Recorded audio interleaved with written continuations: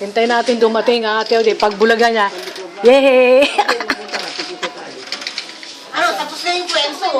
Tapos na. Ito na nga si Boyet pakinggan. Ito, ang bigay ng Chabebi. Asan ang saging ng Chabebi? Nawala. Sabi ko pa naman, ang saging ng Chabebi. Saan? Wala na. Ano yun? Hello? Medyo hello ngayon bukas.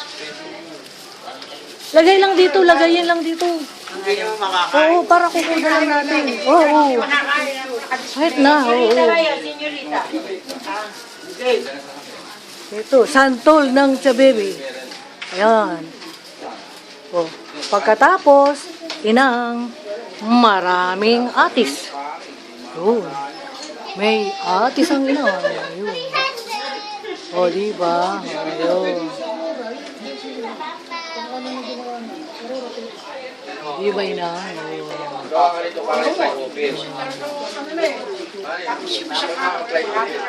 Kaya